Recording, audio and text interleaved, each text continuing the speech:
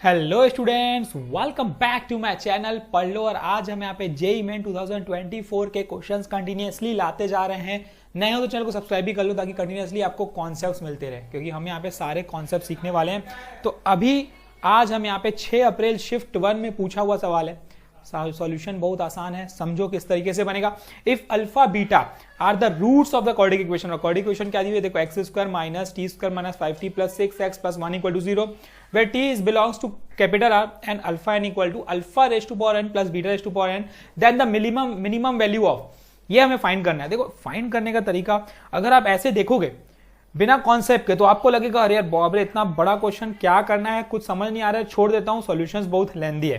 पर अगर आपको सिर्फ एक कॉन्सेप्ट पता है ना, तो आपसे ये क्वेश्चंस यूं बनेंगे, कुछ ही मिनट्स में बना सकते हो।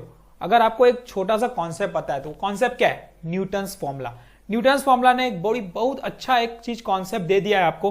क्या बोलता है देखो समझते हैं। अगर एक हमारे पास क्वाड्रेटिक इक्वेशन है ax square plus bx plus c equal to 0, ये हमारे पास एक क्वाड्रेटिक इक्वेशन है, तो इसका न्यूटन्स फॉर्मूला क्या बोलता है। और कंडीशन क्या होनी चाहिए देखो, इसमें एक चीज गिवन होनी चाहिए कि जो अल्फा एन है या एस एन है या जो भी है इक्वल टू क्या होना चाहिए, alpha raise to power of n plus beta raise to power n. अभी यहाँ पे अल्फा दिया है, इस अल्फा वेरिएबल की जगह कुछ भी हो सकता है, एस एन हो सकता है, पी एन हो सकता है, जेड एन हो सकता है, उससे फर्क नहीं पड़ता। न्यूटन्स फॉर्मूला ये बोलता है कि भाई जहां एक्स स्क्वायर है रिप्लेस करो और लगा दो एस एन, एक्स को रिप्लेस करो और लगा दो एस एन माइनस 1, कॉन्स्टेंट 1 है, सी के साथ लगा दो S n minus 2 equal to 0। ये है न्यूटन्स फॉर्मूला, बस दैट्स ऑल।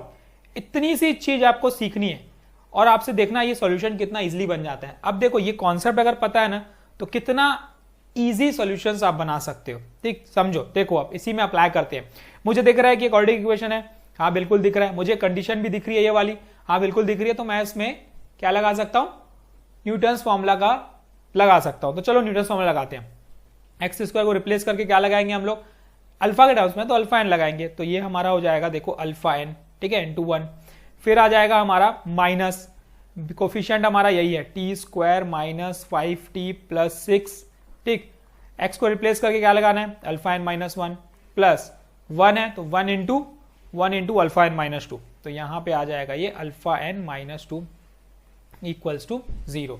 इतना समझ में आ गया। देखो अब लाना क्या क्या है उस पर ध्यान देते। देखो लाना हमारे पास 2023, 25 और 24 है।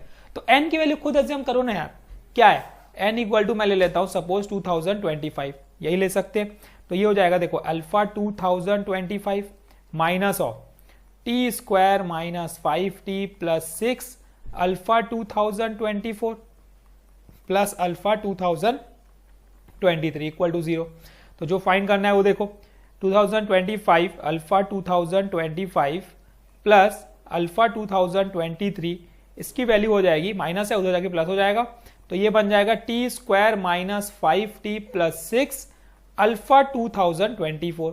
अब देखो ये इसको डिवाइड में ला सकता हूं अल्फा 2024 को, मुझे दिख रहा है क्लियरली। तो मैं अगले स्टेप में कर देता हूं, alpha 2025 plus alpha 2023 divided by alpha 2024। क्या मिला, ये मिला मुझे टी स्क्वायर, कितना था, T square minus 5t plus 6। अब मुझे तो इसकी मिनिमम वैल्यू निकालनी है। देखो इसकी वैल्यू ये है, अब इसकी मिनिमम वैल्यू निकालनी पड़ेगी ना आपको, ये इंपॉर्टेंट है ना। ये कैसे निकालोगे भाई, मिनिमम वैल्यू, किसी भी क्वाड्रेटिक इक्वेशन की मिनिमम वैल्यू अगर निकालनी है तो उसका भी एक कॉन्सेप्ट है, दिमाग में बैठा लो। देखो मैंने बोला ना हर चीज में आपको कॉन्सेप्ट पता होना चाहिए। कॉन्सेप्ट पता है तो आपसे सॉल्यूशंस बहुत इजीली बन जाएंगे। तो कॉन्सेप्ट क्या बोलता है देखो, की कॉन्सेप्ट ये है कि अगर आपको ax square plus bx plus c कोई भी क्वाड्रेटिक इक्वेशन है, अगर इसकी मुझे मिनिमम वैल्यू निकालनी है तो दो फॉर्मूले हैं। पहला फॉर्मूला दिमाग में ये रखना है, अगर इसकी मिनिमम वैल्यू निकालनी है तो वो रखना है मुझे c minus b square by 4a, ये हो जाएगी मिनिमम वैल्यू, ठीक है, c minus b square by 4a। दूसरी ये इसका ये है कि इसको कन्वर्ट कर लो, a x माइनस h का whole square plus k equal to 0। तो जब होल स्क्वायर में कन्वर्ट करोगे तो जो ये k रहेगा ये आपका मिनिमम वैल्यू रहेगी, ठीक है। इसके डिटेल में नहीं जाते हैं हम लोग, क्योंकि हमें डिटेल से मतलब नहीं है, हमें ये पता होना चाहिए कि कॉन्सेप्ट क्या बोल रहा है। मुझे ये पता है कि अगर क्वाड्रेटिक इक्वेशन आपको दिखती है ax square plus bx plus c equal to 0, तो मिनिमम वैल्यू ये दो फॉर्मूले से हम निकाल सकते हैं। तो अब मुझे देखो कहीं लिख लो आपके काम आएगा, क्योंकि बहुत सारी चीजें जो लिखते जाओ, न्यूटन्स फॉर्मूला है कहीं लिख लो कि दिमाग बैठेगा। इस टाइप के क्वेश्चंस देखोगे ना 2024 में बहुत सारे मिलेंगे आपको। मैं तो कराऊंगा ही, आप खुद से सॉल्व भी कर सकते हो और आपसे इजिली बन जाएगा। आप खुद बोलोगे यार मजा आ गया, ठीक है अब तो मेरे से बन जाएगा क्वेश्चन इस टाइप के। तो अब इसकी मिनिमम वैल्यू निकालनी है, तो क्या होगी मिनिमम वैल्यू? सोचो, अगर मैं इसको इसमें भी निकाल सकता हूं, इसमें भी निकाल सकता हूं, चलो इसको इसमें होल स्क्वायर में कन्वर्ट कर लेते हैं, थोड़ा सा इजी पड़ जाएगा। टी स्क्वायर ये हो जाएगा ए स्क्वायर माइनस 2 इंटू ए इंटू बी, क्या ले सकता हूं मैं?